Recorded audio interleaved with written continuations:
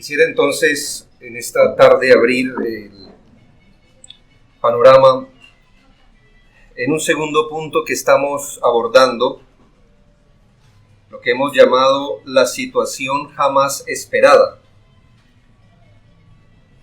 Leo textualmente la confesión de fe, donde dice que ningún miembro de la iglesia, por alguna ofensa recibida, habiendo cumplido el deber requerido de él hacia la persona que le ha ofendido, debe perturbar el orden de la iglesia o faltar a las reuniones de la iglesia o abstenerse de la participación de ninguna de las ordenanzas por tal ofensa de cualquier otro miembro. Como hemos podido entender, hay muchas maneras en que el orden de la iglesia puede perturbarse. El orden, la paz, la unidad de la iglesia. Estamos hablando en el contexto de las disensiones que pueda haber en una iglesia. 3 asuntos habíamos dicho jamás se van a esperar. El primero es que el miembro ofendido perturbe el orden y fracture la paz y la unidad de la iglesia. Segundo, que el miembro ofendido se ausente deliberadamente de las reuniones de la iglesia. Y tercero, que el miembro ofendido se abstenga de las ordenanzas, especialmente de la mesa del Señor. Como había dicho, hermanos, deseo citar una parte del documento de Benjamin Kitch, pastor de una iglesia bautista particular, que escribiría en 1697, el documento La Gloria de la Verdadera Iglesia. Yo tengo a la mano una edición de este libro. Ciertamente es un libro de difícil traducción, y esto a veces se refleja en el español. Debo decir, tenemos a la mano los originales, pero no es fácil traducirlo. Y entonces, como no es fácil la traducción, a veces no es fácil entenderlo. En este caso, debido a que toca algunos buenos puntos que yo recomendaría, pues como bautistas particulares es más bien poco lo que tenemos histórico de eclesiología, entonces mejor hacernos de lo poco que hay. Y de todos los temas que tenemos, hay traducciones que están por internet, o sea, están en español, pero pasa lo mismo, ¿verdad? O sea, son difíciles de entender. Entonces he tenido la oportunidad de tomar lo que tiene que ver con la disciplina de la iglesia y los desórdenes o causas de división, y hemos hecho una traducción propia, cotejada con el original y las traducciones que hay en español, tratándoles de dar un mejor sentido allí. Pues creo que no solo se necesita saber el inglés, sino saber un poco de teología y un poco del sentido que ellos tenían en mente. Si usted quiere ese aparte, con mucho gusto se lo puedo dar, lo tengo en PDF, pero como le digo, no es todo el libro, es 2 capítulos de todo el libro, pero es un tema sensible, me parece. Bajo el título de los desórdenes, él aborda los desórdenes que puede haber en una iglesia, y bajo el título de los desórdenes, 2 puntos, causas de discordia. Como le decía, hermano, ¿quién más autorizado para dejarnos entender qué quiso decir en la confesión de fe que justo Benjamin Kitch? Aquí presenta 23 causas de desunión y desorden en la iglesia. Y en esto, hermano, aquí hay mucha sabiduría. No es que nos consuele saber que a ellos también les pasaba lo mismo. De hecho, nos avergüenza que 300 años después nos siga pasando lo mismo.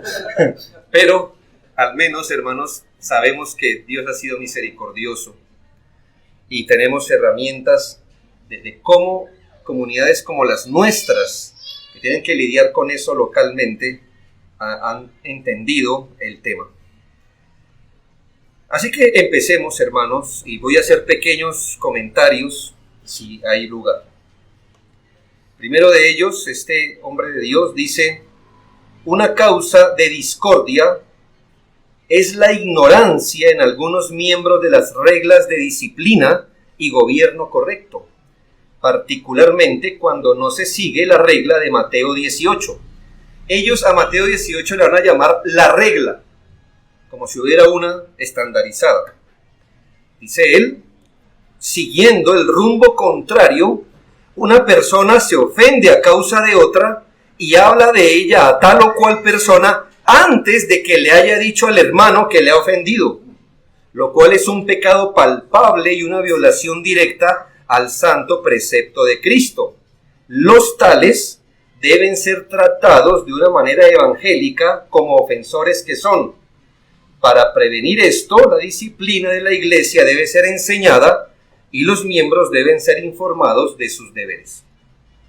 Así que en primera medida se nos enseña que a muchas personas de las iglesias les parece que los asuntos de discordia se resuelven a como dé lugar, sin saber que en la iglesia, en la casa de Dios, hay normas y procedimientos a seguir con un buen corazón.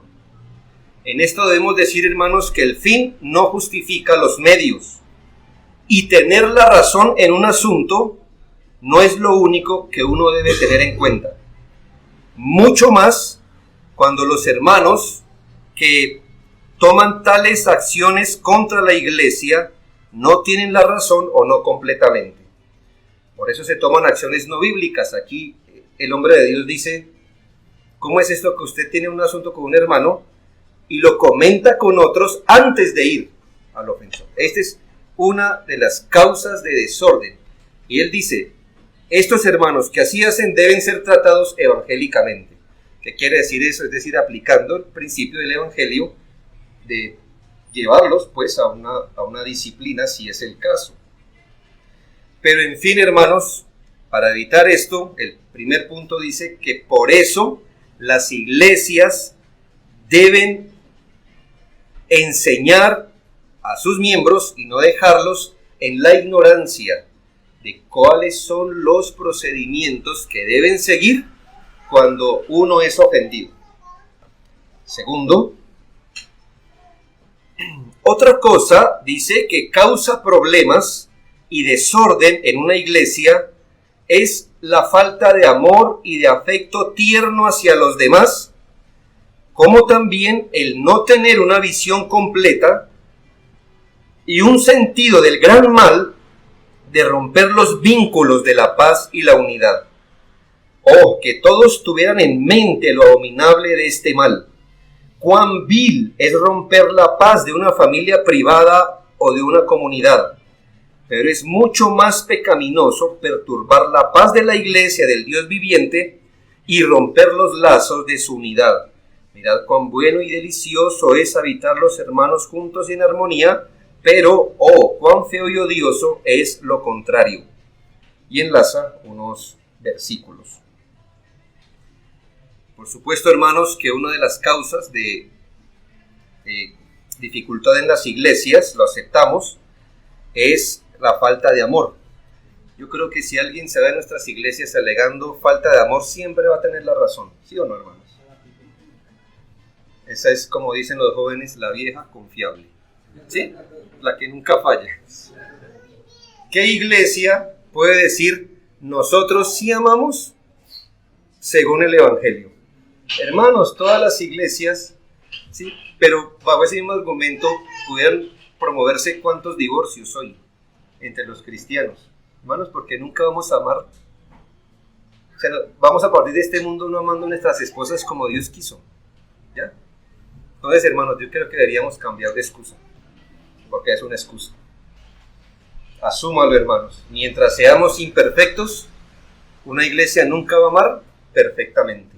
Ni siquiera el hermano que se va de las iglesias nos está demostrando madurez en el amor. Porque si se va, ¿es por qué? ¿Porque nos ama demasiado? No, ¿verdad? El mismo que nos acusa de falta de amor es el que primero lo está mostrando al irse. Pero bueno, así que hermanos, sí, no es una excusa y no nos quedamos ahí como diciendo, pues eso es lo que somos, nunca vamos a amar y acéptenos como somos, no. Pero en los conflictos debemos entender, hermanos, que sí, hay falta de amor, pero aquí si usted nota, el autor nos enseña no la falta de amor del que se queda, sino del que perturba la paz. Quien perturba la paz de una iglesia por un conflicto o una disensión, está mostrando la falta de amor hacia la iglesia. Lo demuestran al sembrar discordia, al levantarse contra sus pastores o hermanos, aún estando dispuestos a abandonar las iglesias, a quebrantar sus votos, a andar peleando con otros, cuando no llevando a otras iglesias su enemistad. Y yo pregunto, ¿qué amor es este? Es una severa abominación, y esas son palabras que usó Kitsch, severa abominación, romper la unidad y la paz de la iglesia cuando se tienen a la mano decenas de recursos de la gracia para superar las disensiones. Así que hay que promover el verdadero amor en todo sentido, en el que ofende, en el que es ofendido, en los procedimientos. Creo que deberíamos poner atención a que no seamos reprendidos por realmente una falta de amor y que eso promueva las discordias en la iglesia. 3. Otra práctica desordenada es la siguiente: cuando un miembro u otro sabe de algún acto pecaminoso o de algún mal hecho por uno o más miembros y lo ocultan o no actúan de acuerdo con la regla de Mateo 18, pretendiendo que no desean que se les considere como personas contenciosas. Sin embargo, ellos pueden llegar a ser culpables de los pecados de otros por esta causa. Por ocultarlo o no actuar de acuerdo a la regla, también maltratan el nombre de Dios y de la iglesia, dejándola bajo mentira y reproche, y todo por su negligencia. Esta es una gran iniquidad. Aquí el autor nos enseña el pecado de omisión en la iglesia. Ya sea que un miembro sepa que otros están pecando,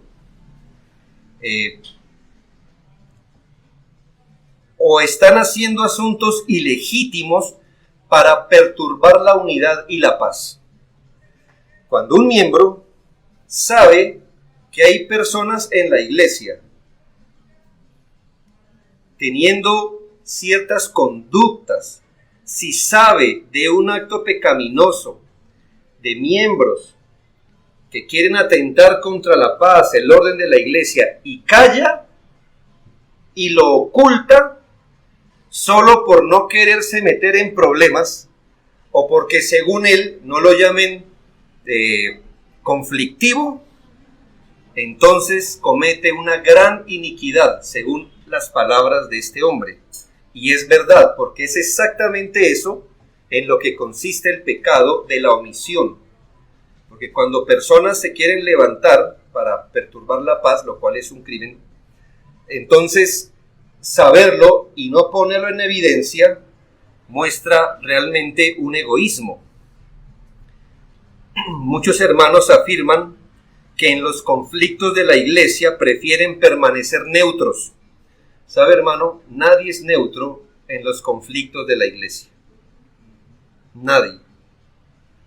Usted está a favor o en contra de cualquier posición, pero nadie es neutro.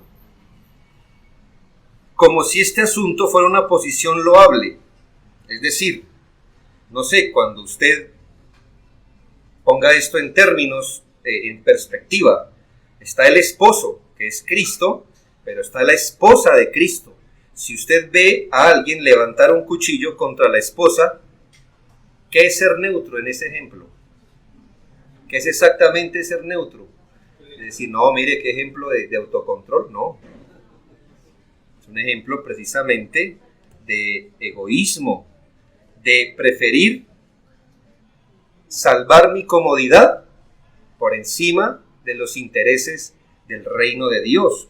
Es una posición cobarde y egoísta, expone el nombre de Dios porque cuando el pecado le pega a una iglesia, se expone el nombre de Dios, se expone a sus hermanos, deja sin reputación o sin poder proteger la reputación de los hermanos. ¿Por qué? Porque cuando una persona sabe de una conducta mala y entre esas conversaciones que se están dando está el buen nombre de un hermano y yo callo, entonces estoy cooperando para que el hermano quede con su reputación dañada y él no se pueda defender, lo cual sería lo correcto. Que si hay una acusación, no se le acuse ni se le juzgue sin antes escucharlo. Pero estos procedimientos, como son ocultos, dejan sin edificación la iglesia, exponen a los hermanos, el nombre de Dios también, y es destructivo. Cuarto, cuando un anciano o una iglesia sepa que algunas personas son escandalosas en sus vidas o heréticas en su juicio y aún así las soportan o consienten. Es muy claro, el asunto aquí es que es la omisión de parte de los ancianos o de la iglesia con respecto a alguien que esté andando desordenadamente, sea en doctrina o sea en su vida. Es obvio, hermanos, y esto pasa muy frecuentemente. ¿A qué iglesia le gusta enfrentar estos asuntos? A ninguno. A ningún anciano lo va a hacer con todo el regocijo de tener que enfrentar a un hermano que tiene ideas erróneas en doctrina o que está viviendo de una forma desordenada. Pero lo que generalmente hacen las iglesias es, voy a usar la expresión coloquial, hacerse la de la vista gorda. No tratar el asunto, voltear a ver para otro lado, tratar de minimizar el asunto y no tratar y no ser fiel a las almas del que está pecando. Así que la iglesia puede presentar un desorden cuando se niega a tratar bíblicamente a quienes están fallando, a quienes están sosteniendo herejías o sosteniendo maneras de vivir que se pueden caer en el rango de lo escandaloso o desordenado. Se me viene a la mente el texto donde el Señor le dice a algunas de las iglesias de Apocalipsis que a pesar de la conducta de algunos, los seguía reteniendo en medio de ellos. Como decir, prefieren tenerlos en medio en lugar de enfrentar asuntos que a veces son muy duros y costosos para las iglesias, pero es la iglesia de Cristo. Quinto, cuando los miembros se toman la libertad de escuchar en otros lugares en el momento en que la iglesia está reunida para adorar a Dios. Esto no lo dijo una persona que está viendo el desorden que hoy se formó por el acceso que tienen todos al internet. No, estamos hablando de 300 años atrás, 300 y tantos años atrás. Mire, él dice, esto es nada menos que romper su pacto con la iglesia y pronto puede disolver cualquier iglesia, porque por la misma regla uno puede tomar esa libertad y así otro, es más, cada miembro podría hacerlo. Además, ¿entendemos cuál es el problema? Que cuando la palabra de Dios está siendo predicada en su iglesia, hermanos prefieren escuchar en otros lugares la palabra predicada. Este es el problema que está aquí pasando. Dice, además, desprecia el ministerio de la iglesia y tiende a causar que aquellos que son oyentes se alejen y se muestren descontentos con la doctrina enseñada en la iglesia, sabiendo que estos disidentes sí pertenecen a ella. Exhorto pues en nombre de Cristo que se evite esto, y que cualquiera de ustedes que sepa quiénes son los que se toman esta libertad, por favor revélenlos a la iglesia. Sin embargo, no ponemos restricción alguna a nuestros miembros para que oigan en otros momentos a los que son sanos en la fe. Entonces aquí hay un equilibrio. ¿Cuál es el asunto que aquí se plantea? Estamos hablando de los asuntos de desorden. Cuando una iglesia se reúne para la adoración y para escuchar la palabra, sus miembros deben estar ahí. y es un motivo de gran desorden que los hermanos elijan si escuchan o no el mensaje de su iglesia. Estamos hablando de cuando usted tenía la opción de ir a las iglesias. No el desorden que hemos armado, rigiendo por encima de la Biblia, haciendo mal llamados cultos online, donde no solo los hermanos luchan con esto, sino que la iglesia les proveyó esa tentación. ¿Ya? No que ellos se la buscaron, se las proveímos. Pero es un error, hermanos, porque cada miembro de la iglesia atiende a su iglesia. Y hoy es muy fácil, vamos a suponer, no quiero escuchar a mi pastor, ¿qué hago? Es muy fácil, hermanos, por Facebook, por YouTube, buscar la predicación alterna. Esto es un asunto de desorden. ¿Por qué? Porque si lo hace uno, ¿por qué no lo hacen todos? ¿Y eso no sería una forma práctica de disolver una iglesia? Según esto. Además, si un hermano, no contento con hacer eso, recomienda a otro hacerlo, está promoviendo también la desunión. Mire, ya que el mismo Señor en Apocalipsis exhorta que debemos oír lo que el Espíritu dice a cada iglesia, hay hermanos, por así decirlo, de Pérgamo con oídos en Sardis, Laodicea y Esmirna. ¿Qué crecimiento tendrá Pérgamo entonces?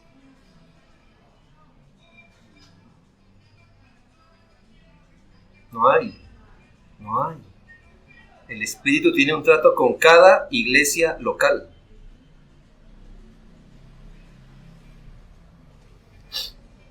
Este problema más allá, ya que esto es una práctica que tiende a dividir la iglesia en opiniones. Creo que todos hemos enfrentado esto ahora último. Bueno, y se presentaba aquí, cuanto más nosotros. Pastor, pero es que yo escuché que este otro hermano, en una enseñanza, bueno sí, pero es que aquí es otra iglesia, hermano, ¿sí? Y aquí estamos aprendiendo las vocales. Ahí están haciendo factorizaciones y usted todavía no sabe ni sumar. Pues se aprende aquí a sumar. Después hablamos de eso. ¿Me hago entender? El punto. Por eso Dios lo colocó usted en una iglesia, si usted no sabe leer, donde le están enseñando las vocales. ¿Ya? Y está bien. Pero esto tiende a dividir, hermanos, porque hermanos sin juicio se exponen aquí, allí, allá. Justo los pastores, no que los pastores les hemos recomendado, sino los pastores que se identifican con su particular manera de ver las cosas, van armando su teología ellos mismos y entonces nunca se van a compenetrar con su propia iglesia local, ni van a estar de acuerdo al crecimiento que Dios le da a esa iglesia, porque tienen oídos en todo lado menos en su propia iglesia local, donde el Espíritu les dice a ellos. Ahora, esta es una prohibición completa de no escuchar mensajes. El mismo Kish dice, no ponemos restricción si en otros momentos escuchan a maestros sanos en la fe. Es decir, hermanos, si en este momento la iglesia tendría que ser exhortada, en 1697, hoy día también, ¿verdad? Hermano, va a crecer con la iglesia y si le queda tiempo, escuche a otros, ¿sí? Pero uno preferiría que eso se hiciera en coordinación con los pastores, o si no, hermanos, vamos a tener iglesias completamente divididas en opinión, en entendimiento. Yo no creo, hermanos, que hoy día el internet sea mayoritariamente una bendición. Puede ser una necesidad, pero el desorden eclesial es más grande que la bendición que estamos derivando. Sexto, la libertad que algunos se toman para escuchar a los hombres que son corruptos en sus juicios y así toman nociones erróneas y también se esfuerzan por introducirlas en las mentes de otros como si fueran de gran importancia. Desgraciadamente, ¿cuántos se corrompen en estos días con el arminianismo, el socialismo y qué sé yo? Esto causa grandes problemas de desorden. Bueno, es obvio lo que aquí Kitsch dice, y es que el peligro de los hermanos que sin criterio se exponen a todo, y hermanos, a todo es a todo. En su momento era el arminiano, el sociano, pero hoy día hay ofertas mil. Hoy día, bajo está de moda que bajo una supuesta madurez cristiana, hermanos resulten escuchando tanto al sano en la fe como cualquier otra idea, hermanos, que es realmente difícil de desarraigar de los hermanos. Los pastores deben recomendar a los suyos qué ministerios ver y no ver, y esto no es una violación a la libertad de nuestros hermanos. Estamos simplemente guardando la unidad de nuestra iglesia. Hermanos, si los pastores no le podemos decir a nuestras ovejas qué pasto comer, ¿qué clase de pastores somos, hermanos? Hoy es una realidad, ¿me hago entender? Y yo creo que, aunque no deberíamos ser microparticulares, usted sí debe ubicar a los hermanos. Como le digo, hoy hay grandes ofertas y muy atractivas. No se confíe que hermanos creen en las doctrinas de la gracia. Hermanos, conocemos hermanos que creen en doctrinas de la gracia y tienen una visión de las cosas muy, muy difícil, peligrosa, es más. Yo no sé, hermano, a mí se me huele que un gran porcentaje de la reforma que se promueve en Internet no es reforma completa. Es en un sentido, aquí los estudiantes me recuerdan, por favor, esa mezcla de arminianismo y calvinismo, eso tiene un nombre. No, amilardianismo, ¿no es? Corríjanme, o es molinismo.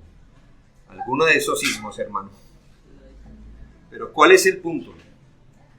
Que hermanos, hoy día estoy más seguro que se mecen entre esa postura y el hipercalvinismo, no la reforma. Se lo puedo asegurar, por lo que se escucha, por cómo predican el evangelio, cuando hacen las invitaciones al Señor. Usted escucha, usted dice, esto reformado no es. Entonces, hermanos, tengan cuidado.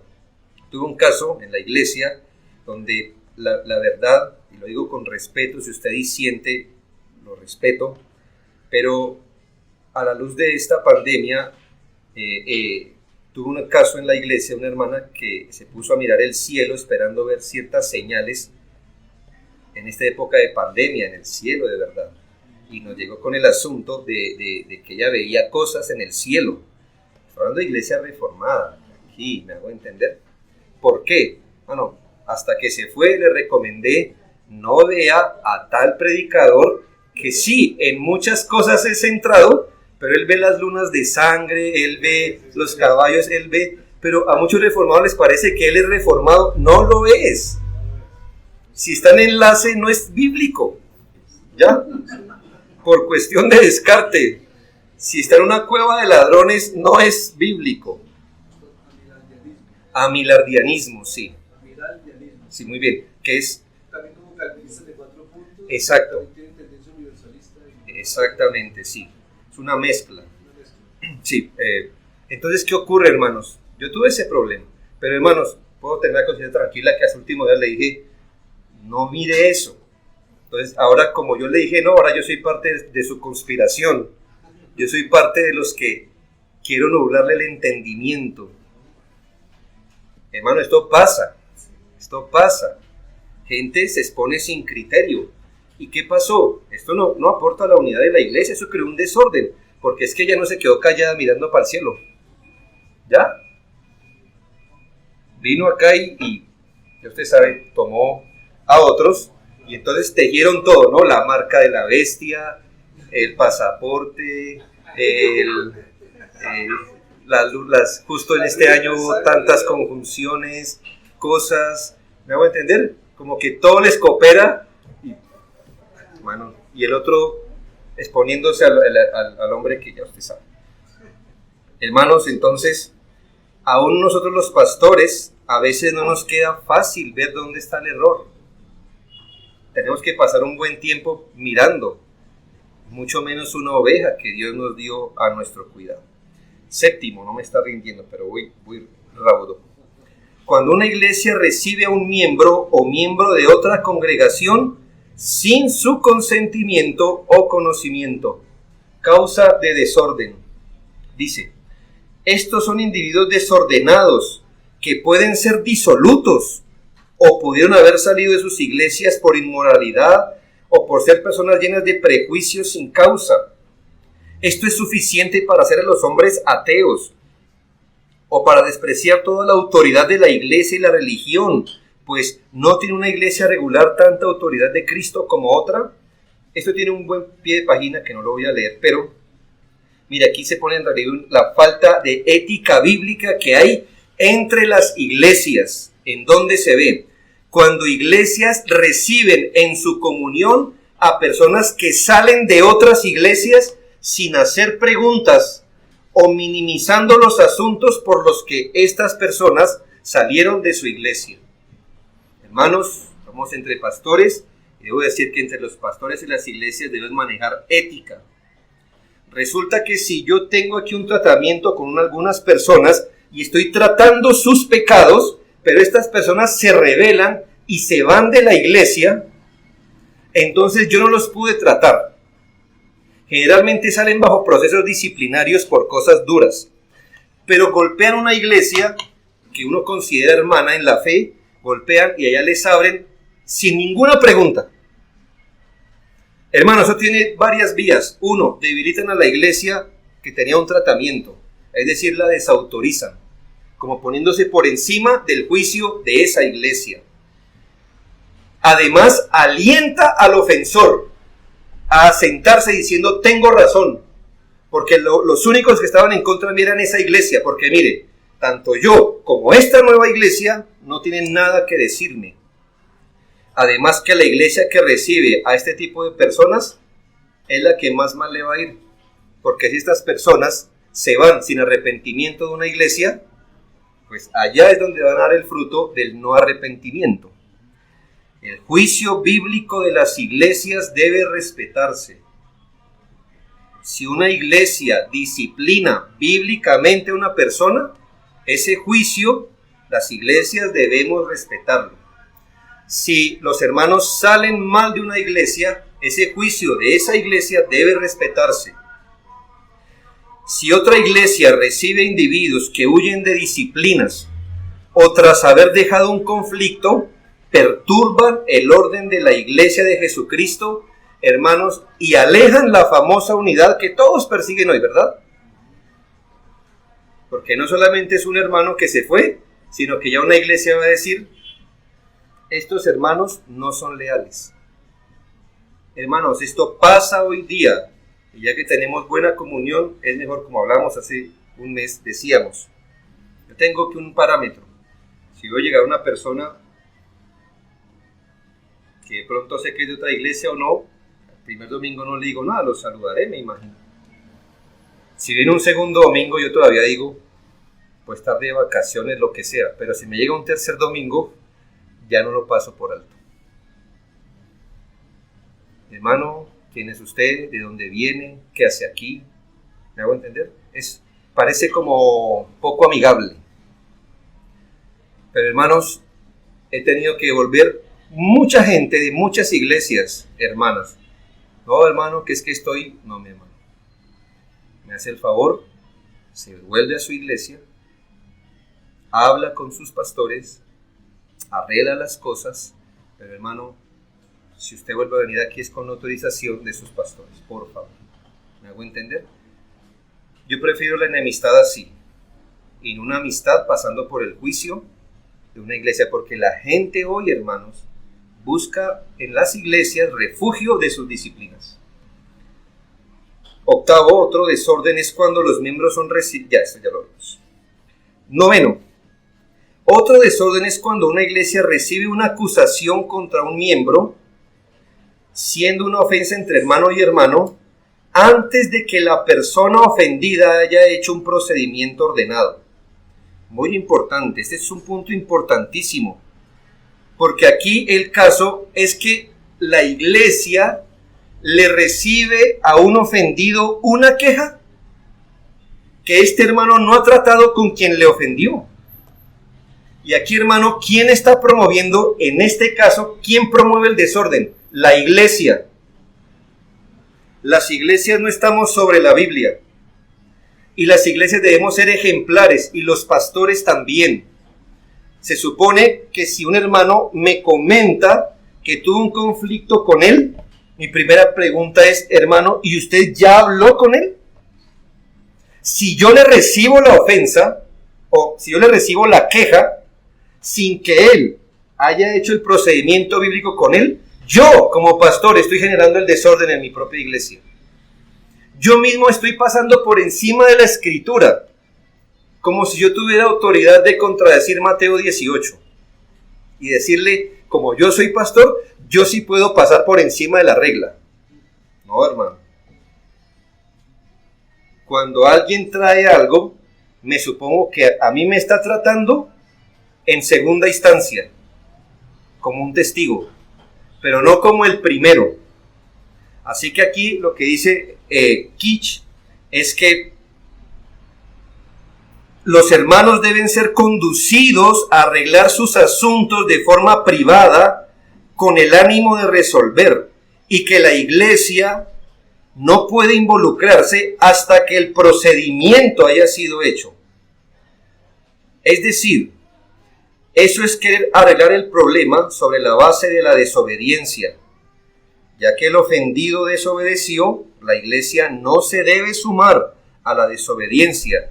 Somos columna y baluarte de la verdad en esto también, y la iglesia no puede avalar las irregularidades ni los malos procedimientos. 10, cuando se hace juicio con parcialidad. Algunos se confabulan por favor o afecto,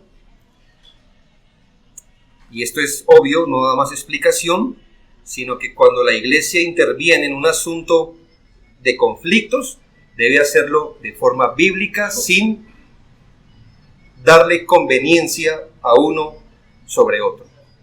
Bueno, ¿y qué si el que ofende es el amigo del pastor, por ejemplo? Y el otro es el hermanito que no es tan amigo del pastor. Eso no tiene nada que ver, hermanos. Lo que es bíblico, lo que es justo. Y si en esta ocasión yo como pastor tengo que exhortar a mi amigo, pues lo haré, pues qué más prueba de mi amistad, ¿verdad? Pero no podemos torcer el juicio solo por la persona, etc. Sí, es que usted y yo sabemos qué es eso. Veníamos quizás de iglesias donde si cierto grupo pecaba, entonces sería un tratamiento. Pero si otro grupo pecaba, se hacía otro tratamiento, ¿verdad? Y entonces eso crea desunión, hermano, porque entonces el sistema de justicia, ¿cuál es? ¿El afecto que se tiene o la escritura? Hay que entender. 11. Cuando los miembros no asisten constante y puntualmente a nuestras asambleas públicas, especialmente a la adoración a Dios el día del Señor, sino que son negligentes en el asunto. Este es un gran mal. Mire, hermanos, esto es perturbar el orden de la iglesia. Abstenerse arbitrariamente de asistir a los cultos, ser inconstante en los cultos, no estar cuando la iglesia es convocada a los cultos, especialmente el día del Señor. Esta es una manera de perturbar el orden, aun cuando para nosotros nos parezca normal hoy faltar a las asambleas o hacerlo de forma intermitente o no mostrar interés alguno cuando la iglesia tiene sus cultos. La inasistencia regular sin ninguna excusa válida o la liviandad en los cultos, lo que es uno de los actos más solemnes de adoración, no es una falta menor. Yo espero que en su pacto de membresía haya algo parecido a eso. Que los miembros están bajo compromiso. Eso no debería ser, ¿verdad? Pero deben estar bajo compromiso de estar en las reuniones de la iglesia, salvo que la providencia sí no lo quiera. Este mal debe tratarse para que no cunda otro mal mayor que puede venir cuando hermanos son intermitentes. Bueno, que nos siembran desunión, ya es un hecho, pero que contaminan a otros con su conducta, es un hecho también. 12. Cuando parte de una iglesia, escuche, esto es tan común, y yo agradezco al Señor que esto lo haya tratado un tercero. Cuando parte de una iglesia se reúne en un estado de insatisfacción para consultar asuntos de la iglesia sin el conocimiento o consentimiento de la iglesia en general o del pastor. Esto es desordenado y tiende a la división, y esto debe ser señalado. Los pastores a veces nos enteramos que cierto grupo de hermanos se está reuniendo clandestinamente a tratar los asuntos que los tienen insatisfechos. Dice Benjamin Kitch, esto es desordenado y tiende a la división. Yo le añadiría, esto ya es divisivo de por sí. Es decir, cuando las personas no siguen los procedimientos bíblicos, dicen no tener tiempo, no, etcétera. Gente dice, a mí me han dicho esas cosas, que yo soy tan malo para hablar, por eso es que no le he dicho nada. Sí, pero en las reuniones clandestinas, son el verbo, hermanos. Son el alma de la reunión, podemos decir. Hermanos, eso es divisivo, engendra todo tipo de males. Imagina una persona inconforme reunida con otras inconformes, donde no haya ni un sabio entre ellos, donde no pueda invocarse un procedimiento bíblico, porque la reunión en sí ya es no bíblica. ¿Cómo lo harán? ¿Se reúnen y oran antes? ¿Pidiendo la bendición sobre qué? ¿Me hago entender? No puede haber bendición allí, todo es irregular, todo ha sido oculto. Eso es penoso. En estas reuniones, hermanos no salen más sabios, más santos, más dispuestos a la iglesia, sino que salen contaminados, han tomado resoluciones y cuando vuelven a estar con la iglesia tienen todo tipo de posiciones conflictivas, desobligantes y adversas. Ningún miembro piadoso puede permitir eso, ya sea que sepa que se están reuniendo y no diga, o que lo inviten a participar, o callar cuando el Señor le ha hecho ver tal cosa. A veces los pastores sabemos lo que está pasando, pero no tenemos pruebas, como dice un dicho, ¿verdad? Estoy completamente seguro, pero no tengo pruebas. ¿Por qué lo sabemos, hermano? Porque estos hermanos se aíslan entre ellos, son los mismos que no dan la cara cuando uno está predicando, son los mismos que empiezan a tomar ciertas actitudes y uno dice, ya sé lo que están haciendo, lo que pasa es que no tengo pruebas. Solo falta un hermano que cumpla sus votos y los delate, porque hermano, eso es subversivo. 13. Otra cosa que tiende a inquietar la paz de la iglesia es cuando hay una excesiva indignación de espíritu o pasión mostrados en el pastor u otros en el manejo de la disciplina. ¿Qué quiere decir esto, hermanos? Que también sabemos que en el ánimo de manejar un asunto pecaminoso puede haber un desborde de celo o celo mal dirigido. Y a veces, hermanos, no atemperar nuestras pasiones va a hacer más mal que bien. La iglesia y los pastores debemos saber que nuestras buenas intenciones no alcanzarán a cubrir las imprudencias que el fuego de una pasión exacerbada pueda llegar a dañar. Es mejor entonces, hermanos, tratar las cosas con el celo debido, pero no con un celo desbordado, porque aun cuando tengamos la razón y estemos en un procedimiento bíblico, si nuestro temperamento se desbordó, luego eso mismo lo van a tomar como excusa para sentarse en su pecado, y esto no honra al Señor. 14. Cuando uno o más miembros disienten en el sentir de la mente de la iglesia en cualquier asunto circunstancial, ya sea con respecto a la fe, la práctica o la disciplina, y no se someten a su mayoría, sino que levantan enemistades. ¿Cuál es el caso aquí planteado? Hermanos, hay muchas cosas que se requieren en la iglesia que sean por consenso. ¿Y qué pasa cuando lamentablemente yo no hago parte del consenso? Yo soy ese hermano, vamos a suponer que estamos dirimiendo un asunto complejo, Y el consenso de la iglesia, 18 de los 20 hermanos han aprobado que la iglesia debe moverse hacia ese lado. Pero justo yo soy de los dos que no estoy dentro del consenso. Hermanos, aquí lo que el autor dice es que en lugar de levantar enemistades, el miembro, al ser un asunto que se puede manejar, debería ceder en humildad y acogerse al consenso. Mire, hermano, deberíamos tener miedo de levantar nuestro juicio privado por encima del juicio de una iglesia. Puede ser cierto que la razón la tengan unos pocos, pero si hablamos de una iglesia de Cristo que es sana, los individuos deberían pensar en contradecirla. Cuando la opinión de un individuo no es tenida en cuenta o las cosas no se hacen según su intención, el hermano debería ser humilde y en lugar de levantar enemistades o separarse de la comunión de la iglesia, debería orar para que la iglesia reciba más luz o él reciba más luz.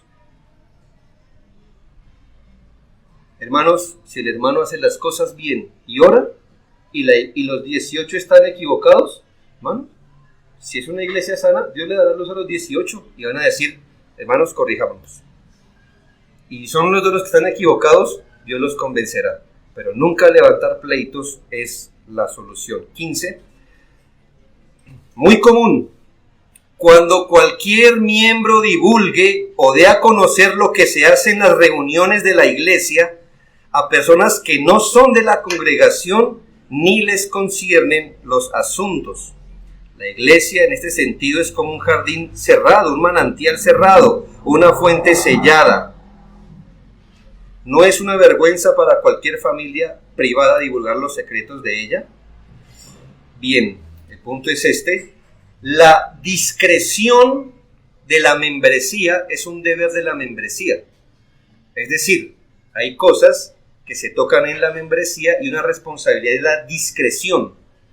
Discreción es que, aunque el asunto no sea pues tan misterioso para ser oculto, para eso somos membresía, hermanos. Porque hay asuntos que nos competen solo y únicamente a la membresía. ¿Quién viola la intimidad de una iglesia? Está promoviendo el mal de ella. Ventilar asuntos que solo competen a la iglesia y mucho más, que es el contexto, ventilarlos en medio de una disensión. Es decir, yo no estoy conforme. Entonces abro la boca con otros, ¿verdad?, que no son de la membresía para buscar, ya sabe, contaminar. Eso va a estimular todo tipo de males y sospechas. Deja una iglesia vulnerable, la deja sin posibilidad de explicar sus acciones, con un manto de dudas. Es una forma de violar la independencia de una iglesia. 16. Otra práctica desordenada es cuando un miembro sugiere y parece insinuar a las mentes de otros miembros algún mal en contra de su pastor, pero nunca declara lo que es, y puede que solo sean conjeturas malvadas por prejuicio, y sin embargo se niega a informarlo al pastor. Hay varias cosas. Esto es muy abominable, dice él, una violación al evangelio. Tal persona debe ser reprendida severamente, y si no confiesa sus males y manifiesta arrepentimiento no fingido, debe ser tratada más a fondo. Además, es un gran mal para otro escuchar tales insinuaciones infundadas y no reprender al acusador, ni tomar 2 o 3 más para llevar a la persona al arrepentimiento. Si él trata hacia un hermano privado es un gran mal, pero mucho peor tratar hacia un anciano cuyo nombre y honor deben, con todo cuidado y justicia, ser guardados como lo más sagrado. Esto es muy común hoy, hermanos, y es diabólico además, poner un manto de duda sobre la reputación de un pastor. Piense algo, hermano. Hay profesiones donde no interesa su reputación. Usted igual puede seguir siendo hábil y recomendado. Mire, hermano, si quien le peluquea a usted, yo no puedo decir que me peluquea a mí porque me va a peluquear, ¿verdad? Pero quien lo peluquea a usted tiene mala reputación. Aunque el tipo es incumplido, que el tipo Pero si es hábil con las tijeras, ¿a usted qué es lo que le importa? Pero qué, mi hermano. Yo no le estoy avalando su forma de vida, ¿me hago entender? Como el que vende aquí las empanadas. Aquí tenemos empanadas deliciosas. Casi no comemos. Pero hermanos, yo no sé la reputación del señor o la señora que administra esto, ¿me hago entender?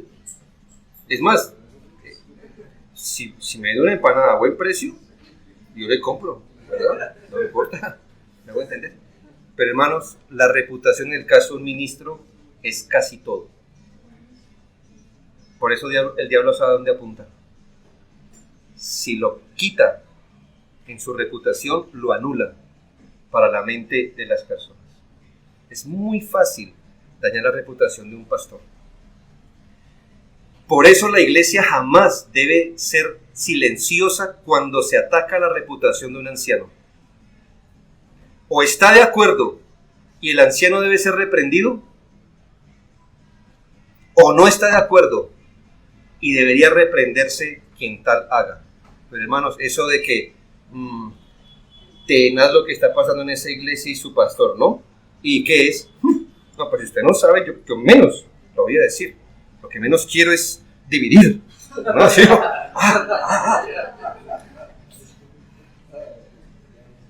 ¿Me hago entender? Esto es diabólico. Es escuchar la difamación de un ministro, porque sabe que aun cuando mañana todo se aclare, la persona va a seguir con eso en mente y punto. Así es la cuestión de la reputación. La gente va a seguir, bueno, sí, esto no fue verdad, pero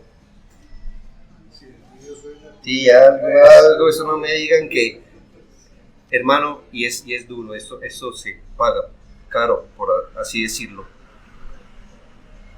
17, voy a tener que leer, así sea sin explicar. 17. Otra práctica desordenada es cuando las cargas públicas de una iglesia no son llevadas equitativamente. Pastores, cuidado. Cuando las cargas de una iglesia no son llevadas equitativamente. Cuando se sienta la mano sobre unos hermanos, como haciéndolos responsables de muchas cosas, mientras que otros omiten sus deberes. Esto promueve la desunión y es caldo de cultivo para un buen problema. 18. Cuando los miembros se niegan a comulgar, a participar de la cena del Señor, porque piensan que alguna persona o personas son culpables de maldad. Sin embargo, no han procedido con ellos de acuerdo a la regla. Este es un tema aparte, sería muy bueno estudiar esto, porque a veces se me hace, hermano, que hemos entendido mal los motivos para abstenerse de la cena. Y a veces son demasiado subjetivos, demasiado. Se sobreponen a las recomendaciones y exhortaciones objetivas de la Escritura. Casi que nuestra conciencia se vuelve el punto para saber si estoy o no habilitado para la cena. Muy, muy peligroso, pero no es el punto. Aquí es cuando un hermano dice, no tomo la cena. ¿Por qué? Porque aquel hermano está en una conducta pecaminosa y no se ha arrepentido y también va a tomar la cena. ¿Cómo es esto? Bueno, ¿y por qué él no ha ido a resolver el asunto? Y sí está tomando vías de hecho de apartarse de la cena. 19. Cuando un miembro da crédito o recibe un reporte en contra de otro antes de conocer la verdad del asunto. Puede pasar en todas las iglesias, gente que empieza a dar reportes malos de un hermano hasta que encuentra quien le hace el eco, ¿verdad?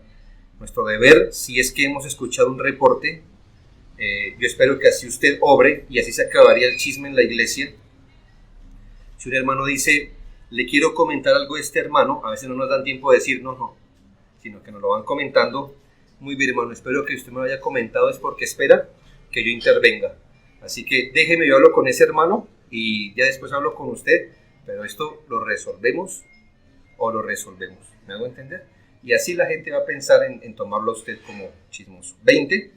cuando se hace una acusación contra un anciano en contra de la regla, la cual no debe ser sin 2 o 3 testigos en lo que refiere a los hechos. 21.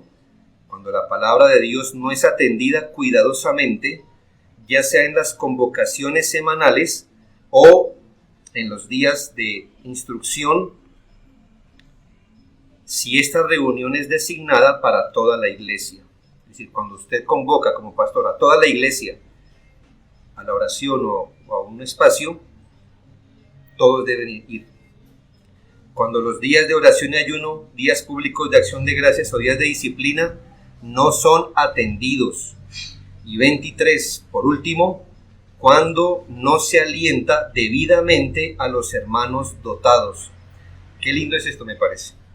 Dice él, primero, al ejercicio de sus dones privadamente, y habiendo sido aprobados a tiempo, llamados a predicar y ejercitarse en la iglesia. Y cuando no se les da ánimo, para proporcionarles también aprendizaje para la mejor ejecución de su don.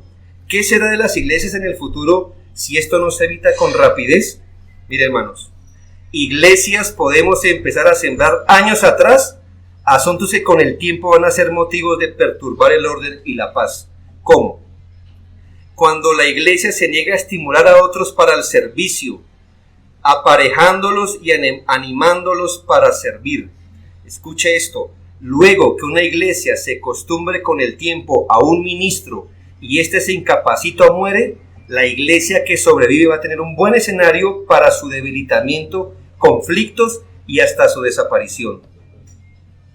Aprenda esto. Esto es sabio. Esto es sabio. Vean, hermanos, las iglesias tenemos que tener una visión presente, muy presente. Pero, hermanos, yo espero que su iglesia sobreviva después de que usted muera. Pero si usted no empieza ahora, eso no va a ser posible. Luego que usted falte, ya sea que el Señor se lo lleve pronto o por la vía natural, ¿quién les va a predicar? Si después nadie va a predicar como el pastor Jorgito. Si es que él era, si es que él hacía, si es que él manejaba así, y el pastor Jorgito pues se sintió seguro de que iba a durar para siempre, no estimuló a otros al liderazgo, no proveyó para sus dones, no pensó en el futuro, y ahora, hermano, si no está el pastor Jorgito, nadie los pastorea, nadie los dirige, nadie los va a pastorear en el Señor.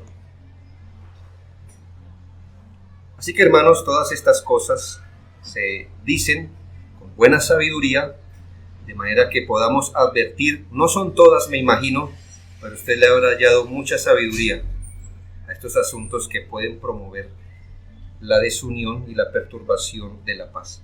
Finalmente, hermanos, vamos a mirar, después de regresar del receso, cuál es la situación que aconseja la confesión de fe.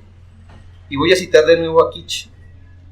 ¿Por qué? Porque tiene una parte muy buena de si un miembro de la iglesia puede apartarse de su membresía unilateralmente.